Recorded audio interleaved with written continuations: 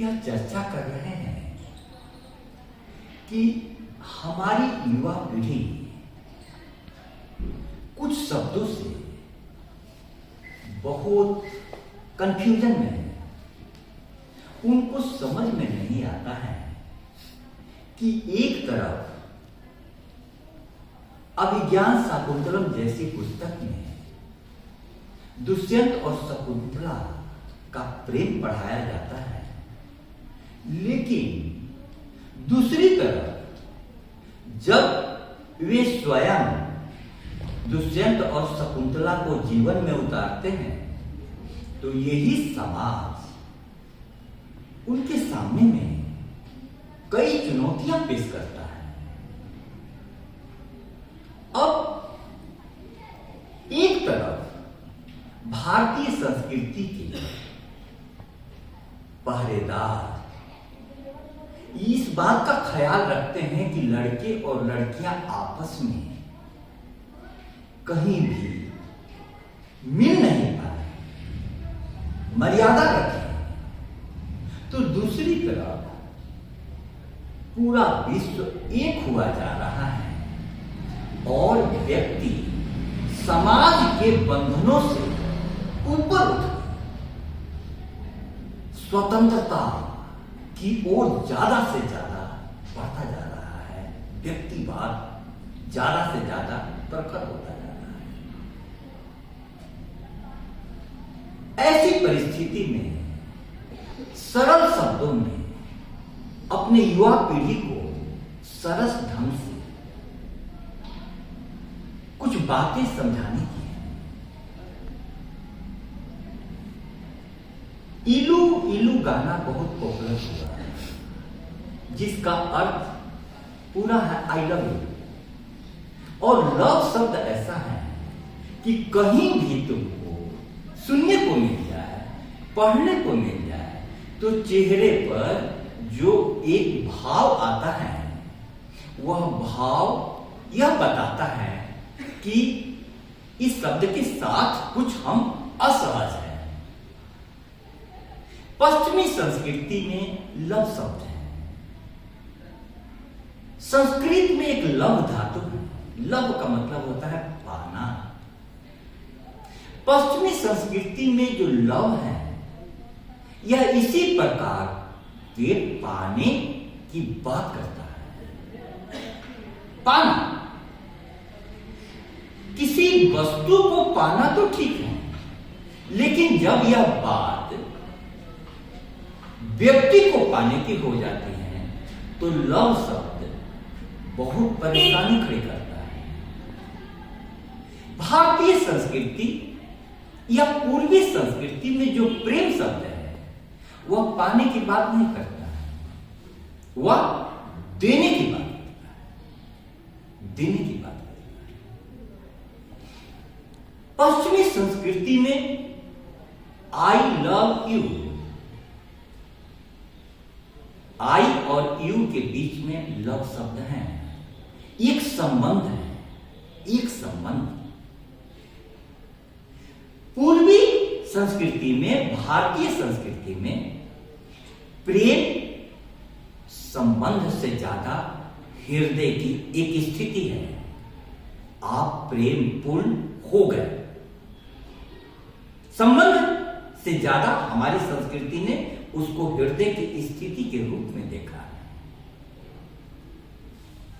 जब डर film release हुई और उसका गाना पॉपुलर हुआ कि तू हां कर या ना कर, तू है मेरी किरण, तो सही में सब जगह डर फैल गया। लड़कियां निकलती थी तो उनके साथ दुर्घटनाएं बढ़ी। या स्वामित्व का भाव पश्चिमी संस्कृति में लव के साथ होता है। किसी कुर्सी को हम कहें कि तू हां कर या ना कर, तू मेरी है, तब तो ठीक है, लेकिन व्यक्ति को कहें तो बहुत खतरनाक बात है, बहुत खतरनाक बात है।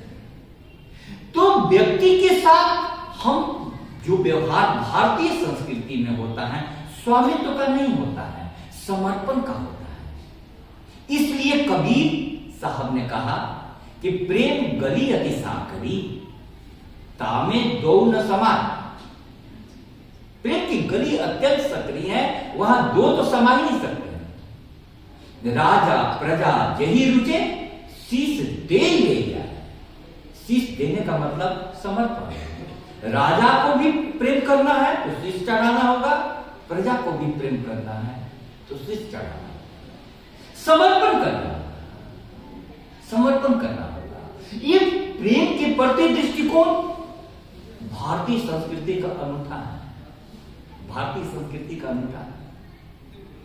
आजकल पश्चिमी संस्कृति का जो प्रभाव है, जिस प्रकार की फिल्में बन रही हैं, जिस प्रकार के दृश्य दिखाए जा रहे हैं, मोबाइल पर जिस प्रकार के कंटेंट उपलब्ध हो रहे हैं, इसके कारण लव अब लिव इन रिलेशन के रूप में हमारे समाज के सामने एक नई चुनौती खड़ा कर रहा है। उत्तराखंड की सरकार ने लिव इन रिलेशन पर अभी नया कानून बनाया है, रजिस्ट्रेशन कराना है। उसकी कुछ शर्तें हैं। क्यों ऐसा करना पड़ा? क्योंकि लव से शुरू हुआ लिव इन रिलेशन, साथ में लड़के और लड़की रहने की स्वतंत्रता को एक साथ जो अंजाम हुए हैं, आई लव यू में आई और यू एक दूसरे को ठिकाने लगा रहे हैं। कई टुकड़ों में सभा काट दी गई, कहीं पर प्रेमिका ही प्रेमी को ठिकाने लगा दे रही है। तो लिव इन रिलेशन समाज के सामने चुनौती बन गया। बहुत साल पहले इलाहाबाद हाई कोर्ट ने जजमेंट दिया था कि लिव इन रिलेशन कानूनी दृष्टिकोण से सही है। उस समय में मेरे मन में विचार आया था कि सिर्फ कानूनी दृष्टिकोण से सही होने से हमारे समाज के लिए वो कितनी उपयुक्त है और कितनी अनुपयुक्त है, यह सोच खत्म नहीं हो जाती, शुरू होती है। हमारे सामाजिक दृष्टिकोण से यह कितना सही है यह देखना होगा। अब लिव इन रिलेशन इतने बढ़ रहे हैं कि समाज के सामने में एक नई चुनौती आ गई है। समाज के सामने एक नई चुनौती आ गई है, क्योंकि लड़के और लड़कियां पढ़ाई के लिए अथवा कैरियर के लिए बाहर में जा रहे हैं और लंबे समय तक कैरियर सेटलमेंट तक वे शादी के लिए तैयार नहीं हो रहे हैं।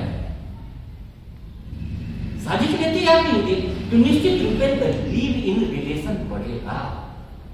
क्यों बढ़ेगा? आप प्रकृति ने दिया है हमारे अंदर में काम, विपरीत लिंग में आकर्षण। प्रकृति को आप रोक नहीं सकते हैं, वो अपना काम करेगा। तो हमारे समाज में यह व्यवस्था थी, विवाह रूपी संस्था थी।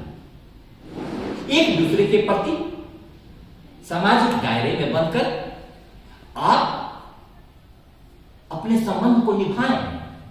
16 संस्कार में से गर्भाधान संस्कार पहला संस्कार है और 15वां संस्कार है विवाह संस्कार। सबको हमारी संस्कृति ने संस्कारों में बांध दिया, पूजा भाव से। तो आप देखोगे कि लव में क्या हो रहा है। तू अगर मुझको न चाहे तो कोई बात नहीं, तू किसी और को चाहेगी तो मुश्किल होगी। ये तो बड़ा खतरनाक लव है। मेरे को नहीं चाहो तो कोई बात नहीं, लेकिन किसी और को चाहोगी तो मुश्किल होगी। भारतीय संस्कृति में प्रेम कहता है कि ये अंधेरे मुझे इसलिए है पसंद, इनमें छाया भी अपना दिखाई न दे। रोशनी हो वहां तू जहां भी रहे, हर खुशी हो वहां तू जहां भी रहे। अपने प्रेमी के प्रति इतनी कामना करता है, इतनी कामना करता है। आखिर ये कामना कैसे उत्पन्न होती है? क्यों लव में इतना स्वामित्व का भाव है, लव हेट में बदल जाता है, जबकि प्रेम भारतीय संस्कृति का शादी के कार्ड में भी क्या लिखा हुआ रहता है? दो आत्माओं का मिलन। किशोरावस्था में हार्मोनल चेंज होते हैं और वो हार्मोनल चेंज एक दूसरे के प्रति आकर्षण पैदा करते हैं और उसमें देह का संबंध, देह के प्रति आकर्षण नेचुरल है। लेकिन भारतीय संस्कृति की सोच है कि तन से ऊपर उठ करके हम मन से जुड़े, मन से भी ऊपर उठ करके आत्मा से जुड़े। लेकिन देखने में क्या आ रहा है?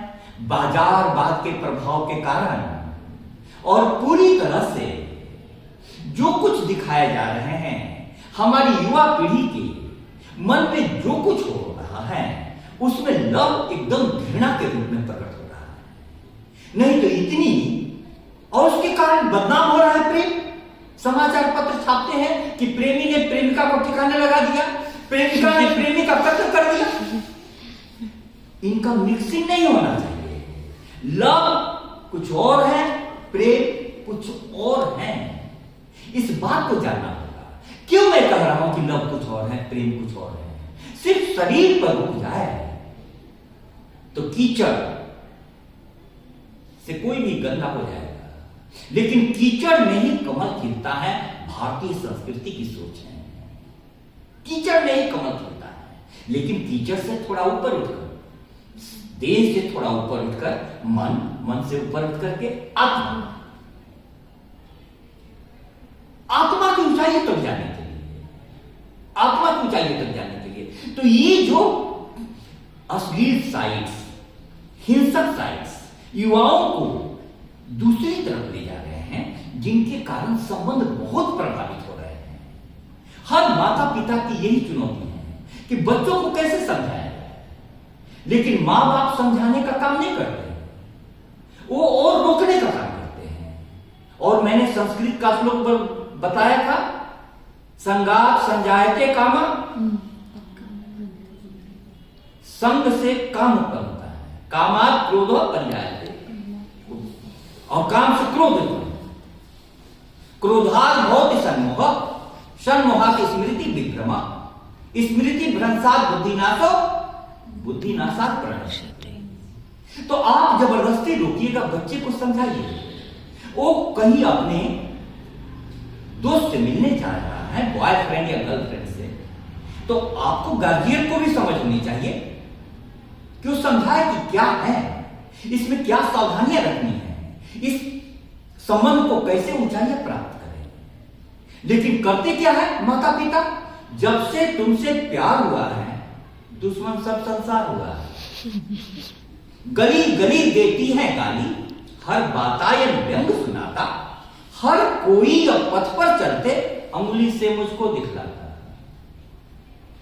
मुझको अपराधी ठहराया, प्रीति रतन का चोर बताया, मेरे अपनों का भी मुझसे बदला सा व्यवहार हुआ है। जब से तुमसे प्यार हुआ है, दुश्मन सब संसार हुआ है। अब आप समझो, यदि युवाओं के मन में, युवतियों के मन में ये हुआ कि हम प्रेम करेंगे, तो ऐसी छुपाने की चीज है कि माँ बाप को नहीं बताया, परिवार को पता नहीं चल रहा, तो ये प्रेम कहां ले जाएगा? छुप कर क्या करना? छुप कर क्या करना? इसलिए करना क्योंकि इसको समाज और हमारे परिवेश में गंदी नजर से देखा जाता है। अब चुनौती क्या है हमारे सामने? कि युवाओं को बताया जाए, युवाओं को बताया जाए कि प्रेम समर्पण है, प्रेम आत्मा का भोजन है, प्रेम पवित्रता की मांग करता है। बिना इसके आपका प्रेम अस्थायी नहीं होगा, आगे की ओर बढ़ेगा नहीं।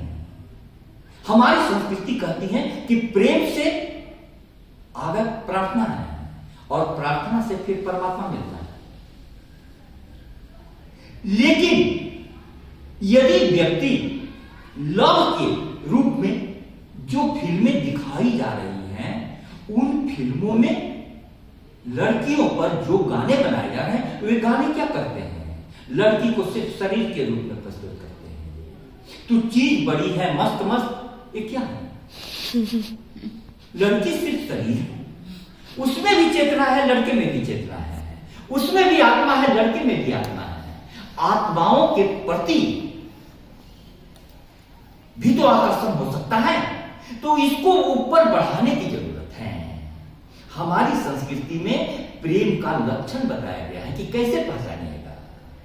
मुखम प्रसन्नम, मुखम प्रसन्नम, विमला च दृष्टि, विमला च दृष्टि, कथानुरागो, कथानुरागो, मधुरा च वाणी, मधुरा च वाणी, स्नेहो अधिकः, स्नेहो अधिकः, संभ्रम दर्शनम च, संभ्रम दर्शनं च, सदानुरक्तस्य, सदानुरक्तस्य, जनस्य लक्षणम। जनस्य लक्षणम्। तुम पर कोई अनुरक्त है, प्रेम में है, ये सब है। मुख पर प्रसन्नता होगी, दृष्टि निर्मल होगी, लेकिन आज तो दृष्टि ही गलत हो गई है। वो प्रेम है नहीं है। और इसी प्रकार से फिल्में फिल्मांकन कर रही है। मैं तुझको भगा लाया तेरे बाप के घर से, ये क्या है? ये भगा लाया क्यों? ये मतलब है क्या? तो संस्कृति को, हमारी संस्कृति को विकृत करने का प्रयास किया जा रहा है। हमारी संस्कृति को विकृत करने का प्रयास किया जा रहा है। सभी रिलेशन में प्रेम है। माँ का बच्चे के प्रति, भाई का बहन के प्रति। हम लोग प्रेम को अपनी संस्कृति में कितने आयामों में देखते हैं। रक्षाबंधन मनाया जाता है, सारे पर्वों में प्रेम छुपा हुआ है। और संबंध, हमारे अनेक संबंधों के प्रेम हमें समृद्ध करते हैं। पश्चिम की संस्कृति में अंकल आंटी ऐसे नहीं, हमारे यहाँ बुआ, मामा, मामी, फूफा, फूफा, हुआ, कितने संबंध हैं। ताऊ, ताई, कितने संबंध हैं। लेकिन वहां अंकल और आंटी। अब क्या होता है कि वहां पर तलाक की मात्रा इतनी ज्यादा बढ़ गई है कि समाज टूटने के कगार पर है। भारतीय संस्कृति का प्रेम करता है कि वह दो आत्माओं का मिलन है, और इसको गृहस्थ आश्रम सबसे बड़ा उत्तरदायित्व का आश्रम है, सबसे बड़ा उत्तरदायित्व का आश्रम है। तो भारतीय संस्कृति की दृष्टि में प्रेम जो है, आज के शब्दों में कहें तो जब तक दिल में मोहब्बत न हुई थी पैदा, ये जमीन सादा थी, जन्नत न हुई थी पैदा। जेहन और फिक्र में कोई अजमत न हुई थी पैदा, जिंदगी में कोई लज्जत न हुई थी पैदा। जेहन और फिक्र, ख्यालों में महानता पैदा होती है, भावों में ऊंचाई प्राप्त होती है। इसीलिए प्रेम होने पर आप देखोगे कि लोगों के जीवन में सद्गुण आने लगते हैं। तो आप कैसे पहचानोगे, युवा पीढ़ी कैसे पहचानोगे कि हम प्रेम में हैं अथवा तथाकथित लव में हैं, जो लिव इन रिलेशन की ओर ले जा रहे हैं। आप में सद्गुण विकसित हो तो प्रेम की, आप में दुर्गुण विकसित हो तो समझिए कि लिव इन रिलेशन की ओर जा रहे हैं। और लिव इन रिलेशन को भी जो इतनी बड़ी जिस रूप में पेश किया जा रहा है, मैं कहना चाहता हूं शिक्षा जगत से, उसको रोका नहीं जा सकता। क्योंकि शादी की उम्र ज्यों ही बढ़ गई, पहले समाज शादी करता था, अब शिक्षा के बाद व्यक्ति, चाहे लड़का हो या लड़की, जिंदगी को अपने हाथों में लेना चाहता है। वह अपना जीवन साथी अपने से चुनेगा। भारतीय संस्कृति में इसके लिए स्वयंवर होता था। लड़के लड़कियों की पसंद जाननी जरूरी है, लेकिन हमारे यहां प्राचीन अवधारणा चली आ रही है, लड़की तो पराई धन है, किसी के भी साथ उसको बांध दो, अभी नहीं चलेगा। और ज्यों ज्यों उम्र ज्यादा होती है, समाज के हाथ से युवक युवती स्वतंत्र हो रहे हैं, तो इसका मतलब क्या है? इसका मतलब यह है कि वे जीवन का, पहले तो बाल विवाह होता था, अभी भी शादी की उम्र कितनी की गई है? 21। हमारी संस्कृति में तो 25 है, 25 वर्ष तक ब्रह्मचर्य आश्रम। तो इससे डरने की जरूरत नहीं है। वैलेंटाइन डे की लहरें आएंगी, लेकिन भारतीय संस्कृति की जड़ें इतनी गहरी हैं कि उन जड़ों को यदि हम पकड़े तो पेड़ों पर जैसे हवाएं आने से धूल पत्तियों से झड़ जाती हैं, हमारे यहां कुछ धूल झड़ जाएगी। आज आप एक दूसरे से अलग नहीं रह सकते हैं, सारी संस्कृतियां मिल रही हैं, लेकिन जो मजबूत है वो टिकेगा। भारतीय संस्कृति की दृष्टि इतनी मजबूत है, टिकेगा। कई भारतीय संस्कृति की प्रेम की क्या दृष्टि है? आज का लड़का और लड़की एक दूसरे के प्रेम में थे, लव में जिसको कहो आई लव यू। लड़की ने कहा कि तू मेरे लिए क्या कर सकता है? लड़के ने कहा कुछ भी कर सकता हूं। तो लड़की ने मजाक में कह दिया कि अपनी मां का कलेजा ला सकता है, तो गया मां का कलेजा काट के लाया। लड़की को डर लगा कि मां का जो कलेजा ला सकता है, मेरा कलेजा कितने दिन छोड़ेगा। लड़की भागी तो लड़का भी उसके पीछे भागा, लेकिन कलेजे से उसके पैर टकरा गए। कलेजे से आवाज आई कि बेटा तुझे चोट तो नहीं लगी? ये मां का प्रेम। अब इस प्रकार का प्रेम लेकर करके संबंध हमारे यहां बनाए जाते हैं। किसी का के भी साथ पानी ग्रहण संस्कार 7 फेरे होते हैं। 7 फेरों के साथ 7 वचन होते हैं। वचन किस चीज का होता है? उत्तरदायित्व का। वचन किस चीज का होता है? संबंध को निभाने का। वचन किस चीज का होता है? चाहे सुख हो या दुख, किसी में भी तुम्हारा संग नहीं छोड़ेंगे। साथ मिलकर सुख भोग रहे, साथ मिलकर दुख को भी भोगेंगे। सफलता हो या असफलता, कोई भी हमें जुदा नहीं कर पाएगा। तो प्रेम एक बहुत बड़ी शक्ति देता है यदि वह प्रार्थना हो जाए। उपासना पहले, उपासना माने साथ रहने का सुख, किसी से भी मिलना, साथ रहने का सुख, उपासना। फिर प्रार्थना, फिर परमात्मा।